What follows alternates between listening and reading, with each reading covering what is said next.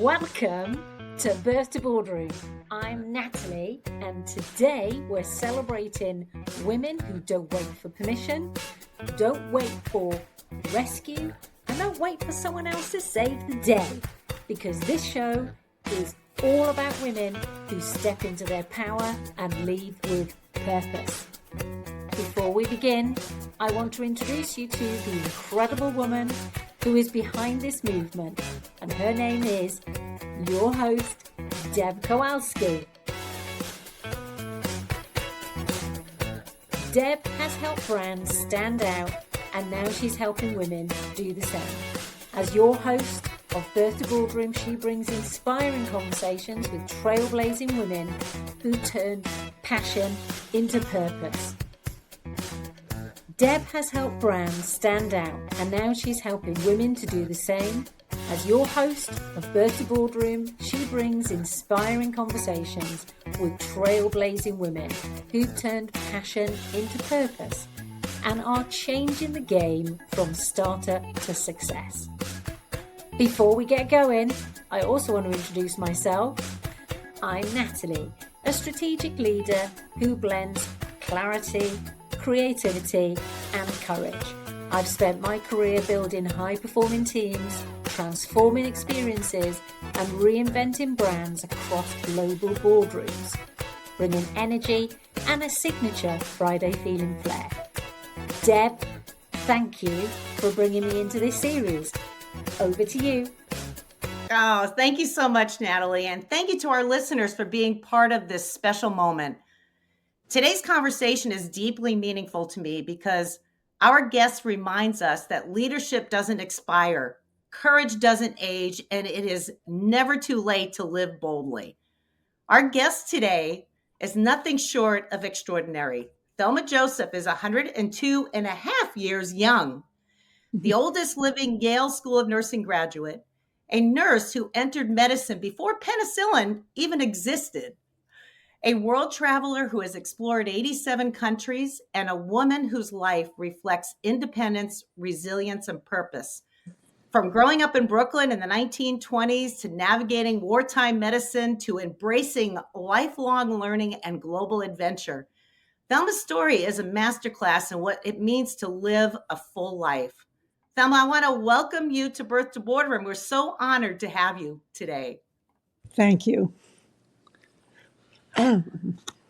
So, Thelma, you've lived through an extraordinary span of history from the 1920s to today. When you look back, what changes in opportunities for women stand out to you the most over the last 100 years? Loaded question. Well, I think that women have gained a great deal of independence and have gone into fields that were primarily men's fields and have been fighting all the way up. And it's still a fight going on, perhaps not as evident when you look around and you see all the women lawyers and women doctors and other fields of life. There are, I think the gains have been tremendous.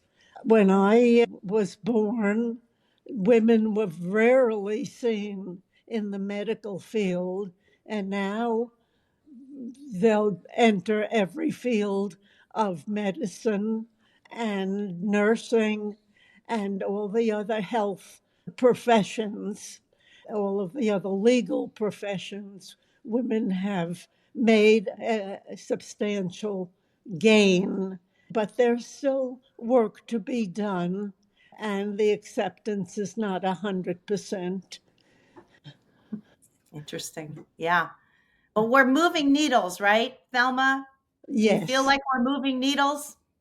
I'm sorry. Are they moving the needle in terms of more? Yes, correct. They are, but I don't know how many 100 years it'll take to do, whether there's full equality of men and women in all the fields. But women go into engineering, they go into to fixing the roads, to driving trucks, to doing many things that were formerly considered jobs only for men. And I think that's good that the capability is there, and everyone should take advantage of what a woman has to offer, whether male work or female work. I do. Nursing field, which used to be 99% women, you see more and more men entering those professions of women, which is good. We have to accept people as people and not as a male person or a female person. And there should be jobs for whoever qualifies. 100%. Yeah, I think Yes. one of your disappointments was not seeing a woman president. Right, yeah, almost, Almost. Almost. almost, Who knows? It may still but happen. she didn't quite make It it. may still happen, you know. You may still. Yeah, You never know. may, It yeah, well, may. I'm hoping. We're all I'm hoping. hopeful. We are Yeah, definitely hopeful. So, but Thelma, I have a question for you now. So, yes, at just 10 years old, you were riding the New York subway alone and right, helping deliver your father's handmade vests to Wall Street right. executives. How did those early experiences shape your confidence and independence? Well, I was given a job to do, and I was given a nickel to pay for my car fare. Each way was 5 cents on the subway, and off I went. I did a job. I never considered myself too young, or my family gave me responsibility at a young age, and I tried to do my best to carry it out, and that's always been my guiding light. Go ahead, have your goal, and you do what you want to do with your life, and which was nursing. And from the time I was 6 years old, I said I'm going to be a nurse. And even when I was in college, that was during the Second World War. I said, when I finish my college education in Brooklyn, at Brooklyn College, I'm going to go into nursing. And I did accomplish my goal. And I've always set myself a goal to strive for. And when I achieved it, then I would get ready for the next goal that I wanted to achieve. You know, And but tell them, how'd you go from Yale all the way to all the way to that, Seattle? right. Well, my Yale nursing training was accelerated because of the war and the need for nurses on the home front. All of the nurses were fighting in the Second World War.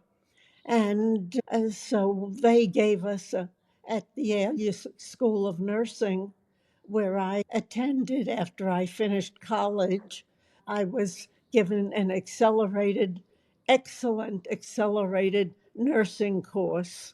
Uh, and I knew when I finished my nursing course that I wanted to see what else there was to see in the world, and so I took a job in Seattle, Washington.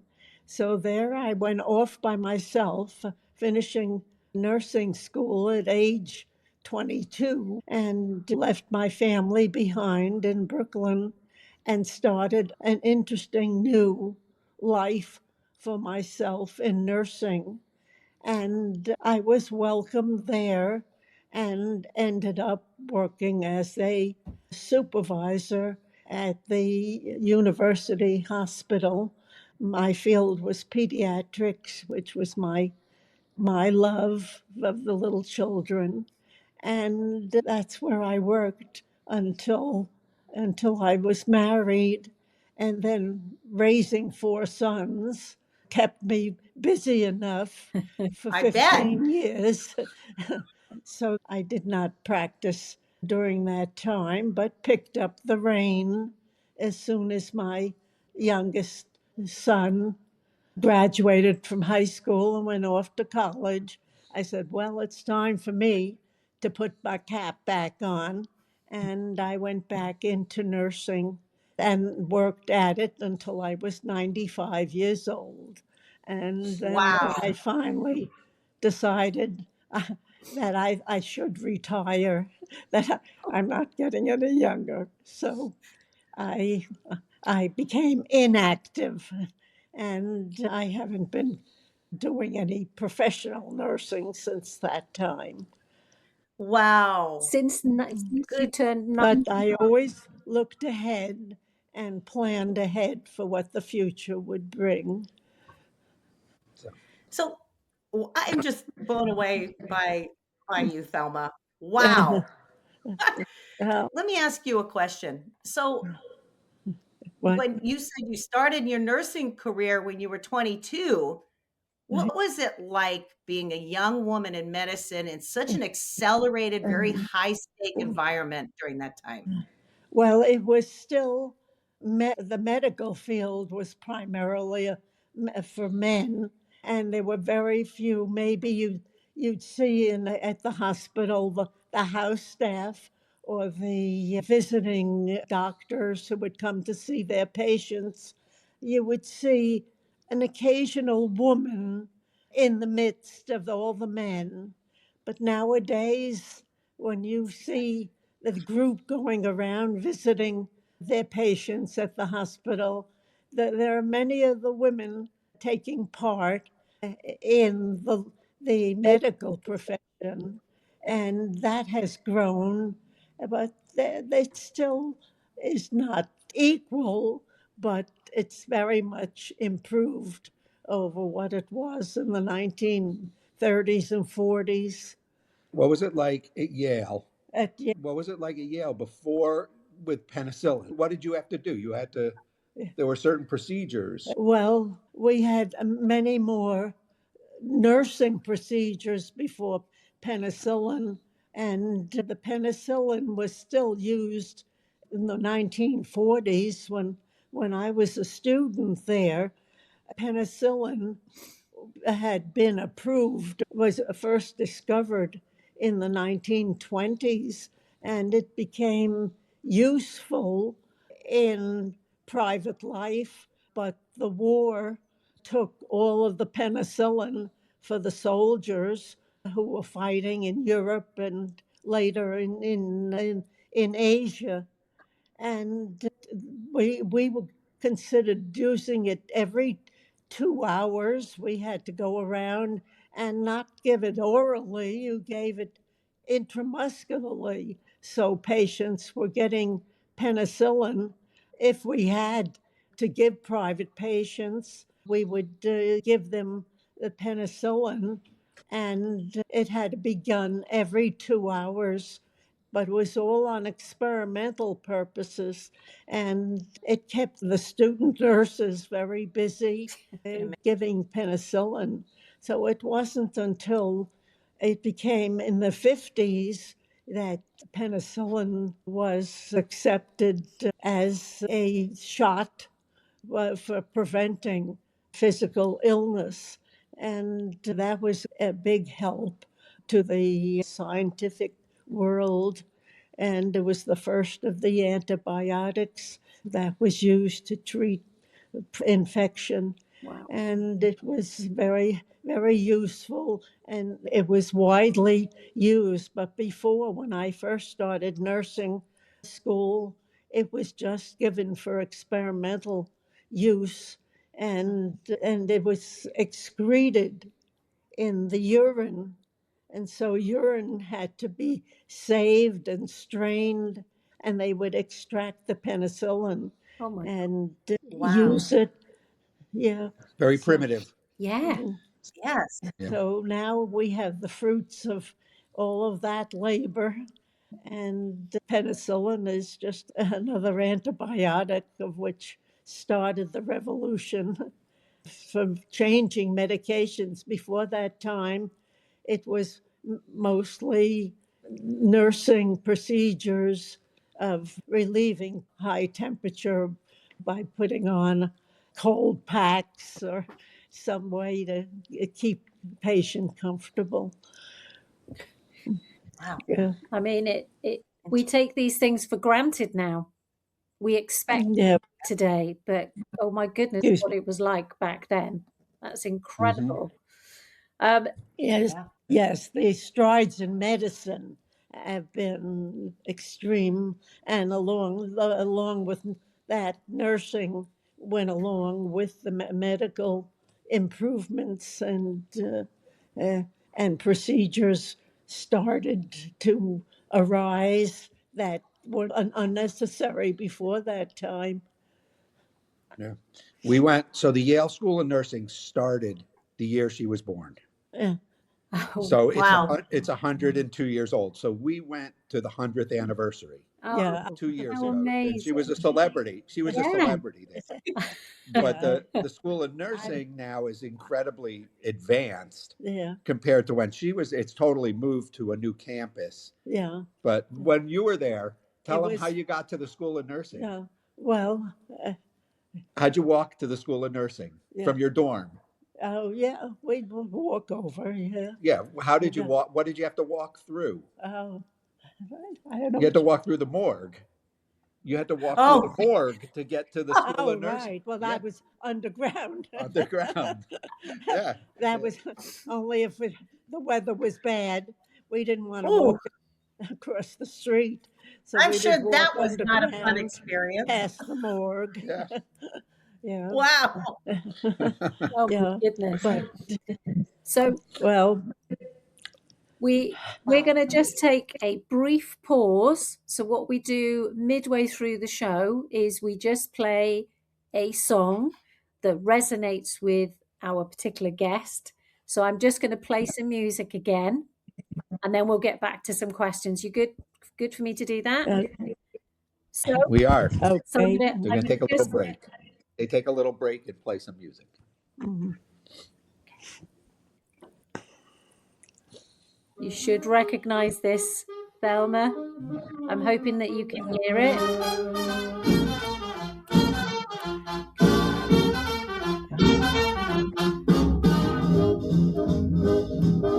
Come on, Thelma.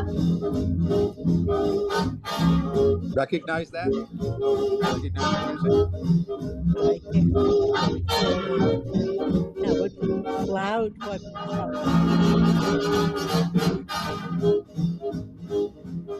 So we're just taking a mini break, just catching our breath. Wherever you are, please take a moment to reflect on the women who came before you. Their courage created the space that we stand in today. Okay, I'm going to just take it down a bit. Let's get back to Deb so she can continue with the questions for Thelma. Thelma, you like the big band musicians? yeah.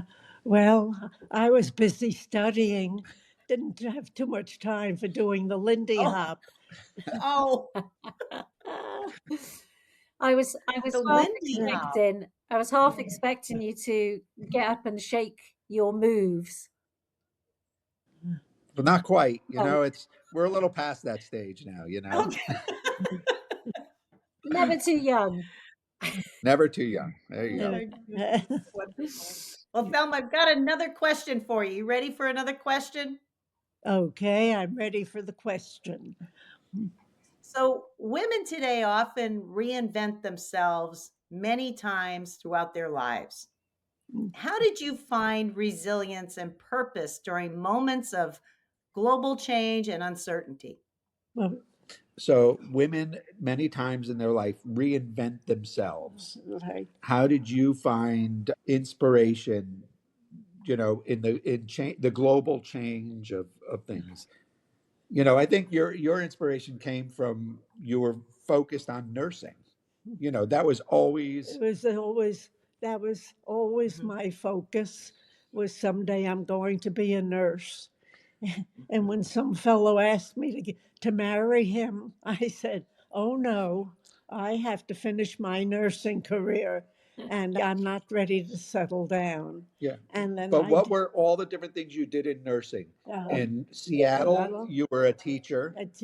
yes, I taught nursing and I was in charge of the pediatric department at the university. Okay. And I had a group of nursing students that I would train to be registered nurses, and they were going to college as well.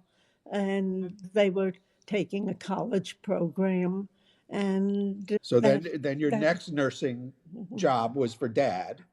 Your uh, next nursing job was dad's oh practice yeah, well, a bit. let's see. I worked for him. In Albany, did you work in Albany? Yes, there was a rule that a doctor and a nurse who were married cannot work in the same department.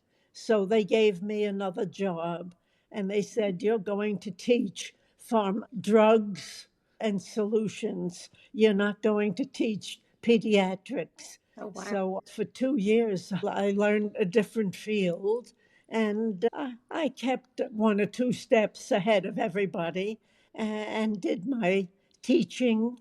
And no matter what the subject was, I look into the book and plan my lectures and my work. And I felt, well, whatever I have to do, I will prepare myself and do the best job I can. And Mhm. I would always end up doing that. It was a challenge, which I accepted and felt that's the way I want to live. I want to keep growing and facing new situations if they arise. So what did you teach in New Jersey? In New Jersey, oh, good. That What was did I that was do? UMDNJ, Yeah, the nursing yeah. program. Well, there I was. Yeah, I was taught in a practical nurse program uh, for several years after I re-entered the nursing field after my four sons were grown and off on their own in college.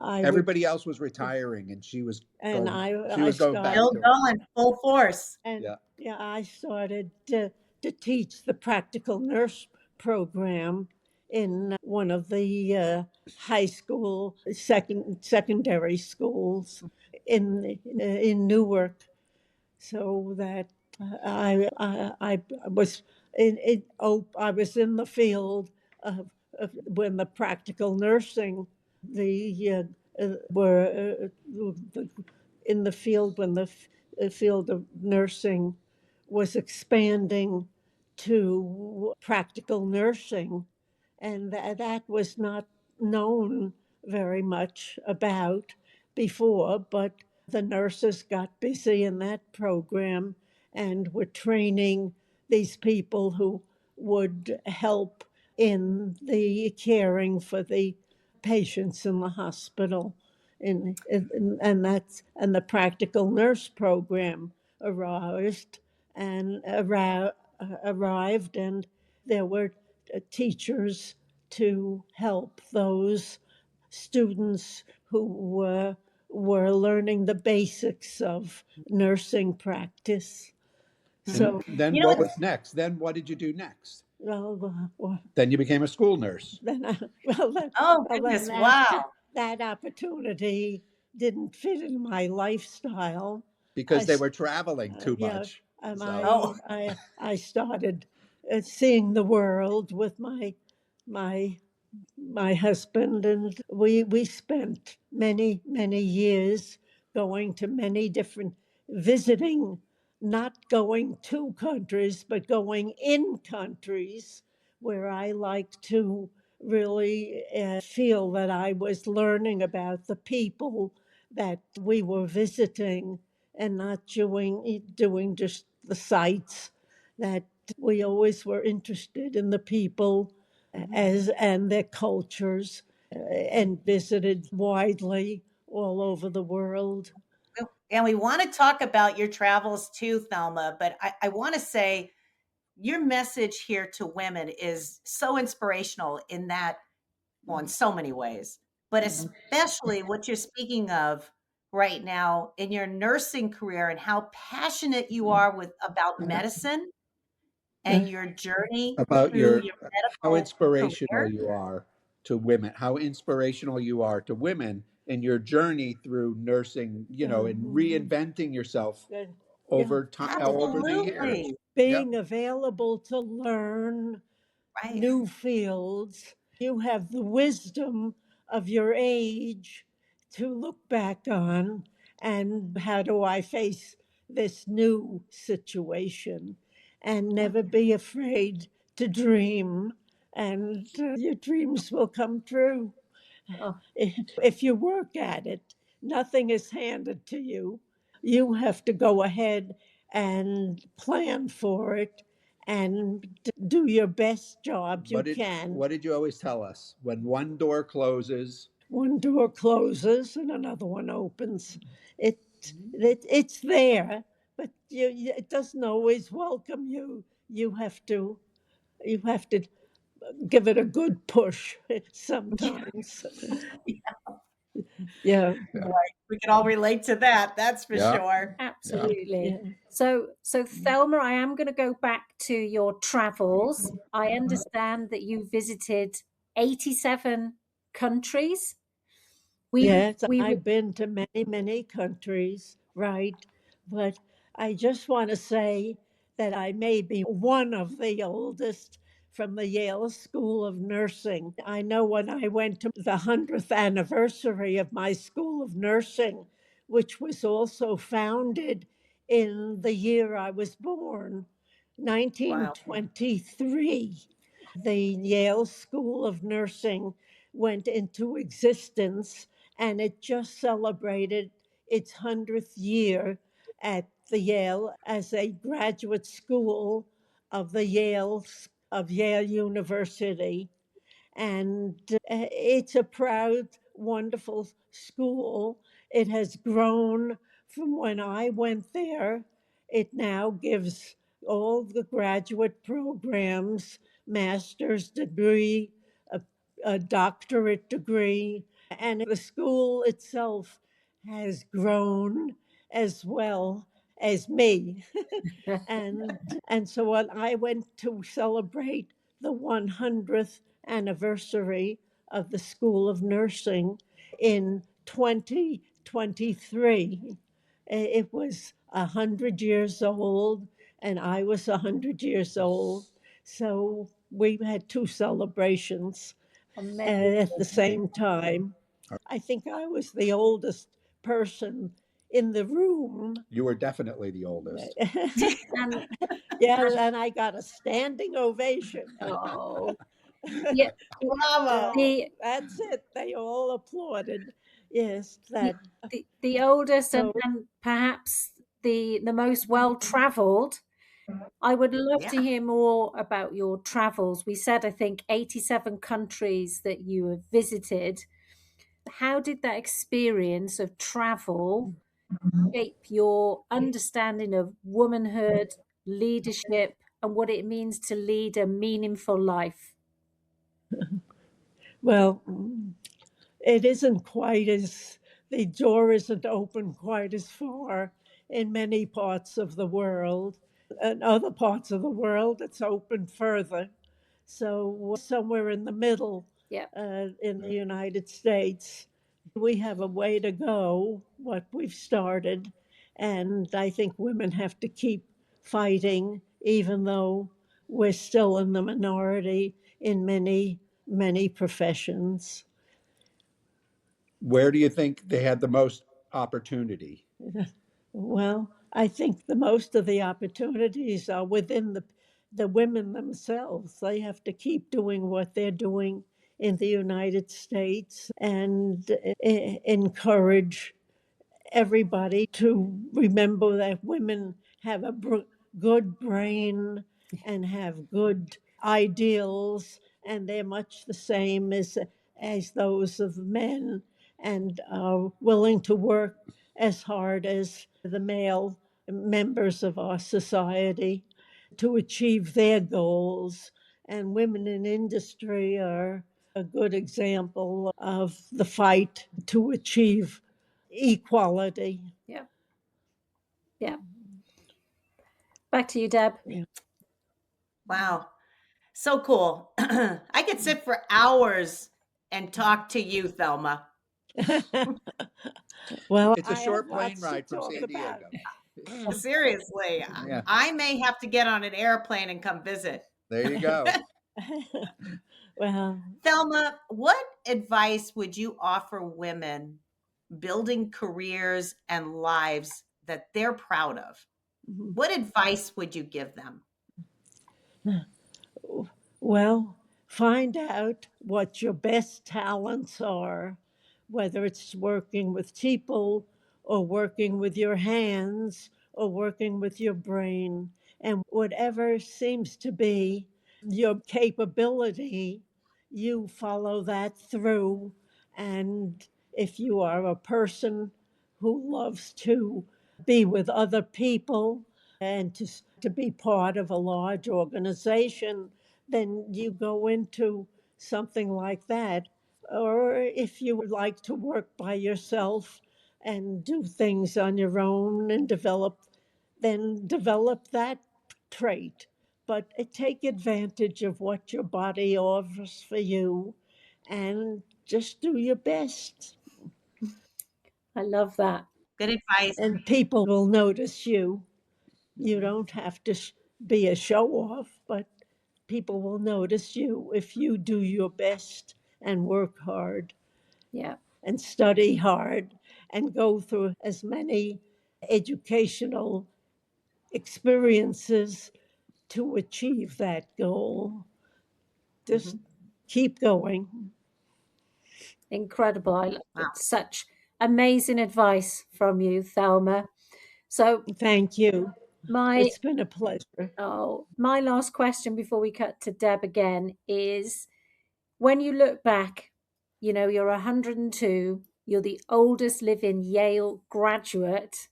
When you look back, what legacy are you most proud of? Good question. I'm most proud of having been a member of the nursing profession. Oh, I'm also the second proudest of being a graduate of the Yale School of Nursing class of 1947. Wow, that's Yes, incredible. I entered in 1944 and I finished in 1947. I graduated with a master's in nursing from the Yale School of Nursing. That was the height of my achievement. And from there, I was able to open many doors to my profession because I was well prepared. Beautiful. wow. But you didn't sacrifice. No, You I had did. you still had a family. I had a family, yes, and afterward married and raised 4 sons. How'd you meet Dad? I met Dad across a crib in the pediatric department of the hospital.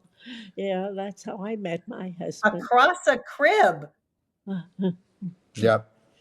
Then they went on a date to a pizzeria. It's still there. Oh, Oh, Yeah, wow. We still go there. We took her there yeah, a Oh, couple years ago in New Haven. Last year, I think. Actually. yeah. that's incredible. Yep. Thelma, you are such an inspiration to all of us, not just women. Well, I feel that's one of my goals of my life. When I went to Yale reunion 2 years ago, everyone I met, all of the alumni and the students, we want to be just like you when we're 100 years old. I said, good luck. It's a good trip. It was a good trip. Fantastic. Yeah. Wow. It's just incredible, right, Natalie? It's just It's such a, something. yeah, you are. Well, I give lots of credit to my family and my sons and for tolerating me all these years. And Tolerating her. She had to put up with us, 4 boys. Well, Thelma, I want to thank you. Natalie and I want to thank you so much for taking the time to visit with us and for us to get to know you. It has just been wonderful. it was my pleasure. And I just want to keep inspiring other women to do their best and live what there is. Don't exist. Live. Great That's advice. that's what I tell the ladies at the senior residence where I am. Yeah, mostly ladies, not too many men there. And the women outlive the men, it seems, quite well.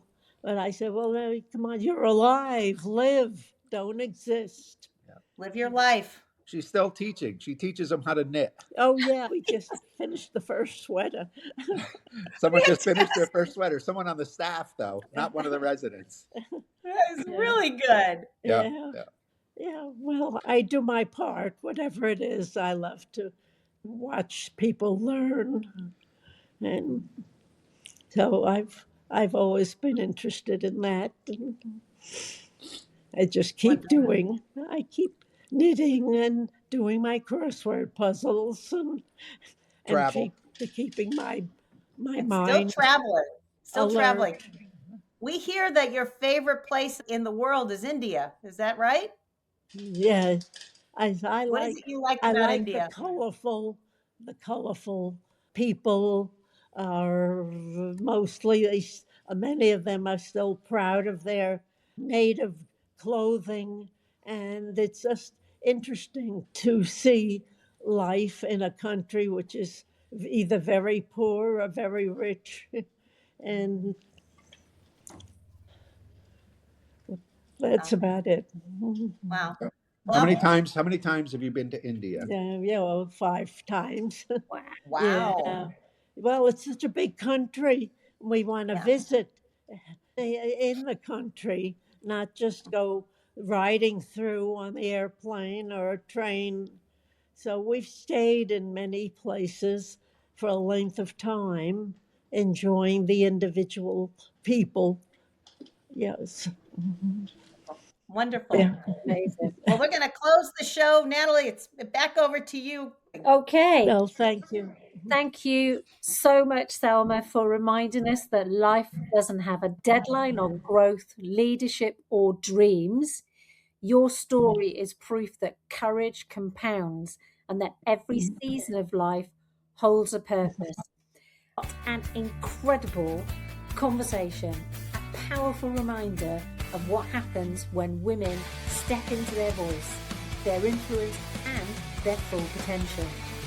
Every woman listening today carries that same strength within her. To our listeners, thank you for joining us for another episode of Birth to Boardroom. Keep rising, keep leading, and keep showing the world what's possible when women back themselves. And before you go, share this episode and invite others into our global community of empowered women. Don't forget to visit www.birthtoboardroom.com and join the movement.